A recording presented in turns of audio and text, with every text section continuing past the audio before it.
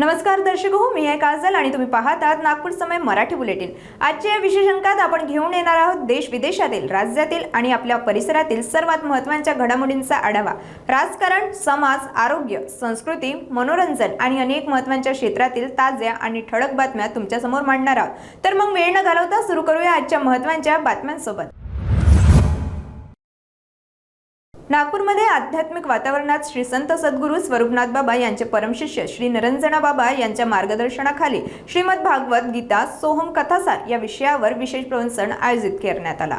या प्रवचनात कर्मयोग आणि संन्यास योगाच्या माध्यमातून भक्ती, अनासक्ती आणि गुरुसमर्पण याचा संदेश दिला गेला।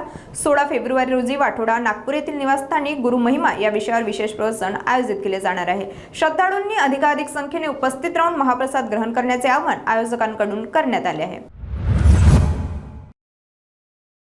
नागपूरमध्ये पत्नीवर शंका असल्याच्या कारणावरून एका नाबालिग तरुणाचा अपहरण करण्याची घटना समोर आली आहे। नागपूरमध्ये नात्यांवरील शंकेने एक भीषण घटना घडवून आणली आहे। पत्नीशी कथित संबंध असल्याच्या शंकेत एका कुख्यात गुन्हेगाराने 17 वर्षीय नाबालिकाचा अपहरण केले, त्यावर जानलेवा हल्ला केला आणि जबरदस्तीने अश्लील कृत्य घडवले। इमामवाडा पोलीस ठाण्याने आरोपीला ताब्यात घेतले असून पुढील तपास सुरू आहे।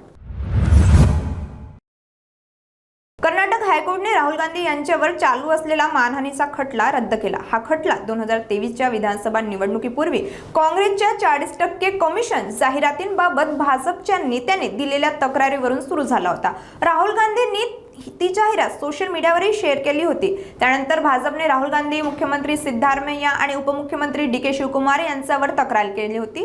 जून 2023 मध्ये सर्वांना समन आलं होतं आणि 2024 मध्ये त्यांना जामीन मिळाला होता। हायकोर्टाने सांगितले की हा खटला पुढे नेणे म्हणजे कायद्याचा चुकीचा वापर होईल, म्हणून राहुल गांधींची याचिका मान्य केली आहे। डोंबिवली मुंबईत बनावट औषधांचा मोठा रॅकेट उघड झाला। उच्च रक्तदाबासाठी वापरल्या जाणाऱ्या टेल्मा एम या औषधाच्या बनावट गोळ्यांची विक्री केल्याचा प्रकार समोर आला। मनपाडा पोलिसांनी डोंबिवलीतील श्रीराम फार्माचे मालक पंकज उपाध्याय आणि मुंबईतील वितरक विवेक रॉय यांना अटक केली। आरोपींकडून नामांकित कंपनीच्या लेबलसह बनावट औषधांचा मोठा साठा जप्त झाला। एफडीएच्या माहितीनुसार या गोळ्या उशिरा विरघळतात आणि त्यामुळे हृदयविकाराचा झटका किंवा स्ट्रोकचा धोका निर्माण होऊ शकतो। बिहार कनेक्शनही तपासात समोर आला असून पुढील तपास सुरू आहे। आजच्या नागपूर समय बुलेटिन मध्ये इतकंच। आम्ही तुमच्या समोर आणत राहू ताज्या, महत्त्वाच्या आणि ठळक घडामोडी। बातम्या आवडल्या असतील तर नक्कीच तुमच्या मित्रमंडळींसोबत शेअर करा आणि हो, पुढच्या अंकासाठी आमच्यासोबत राहा। त्यानंतर सुरक्षित राहा, जागरूक राहा आणि आपल्या नागपूरवर गर्व करा। मी आहे काजल आणि तुम्ही पाहत होतात नागपूर समय। धन्यवाद।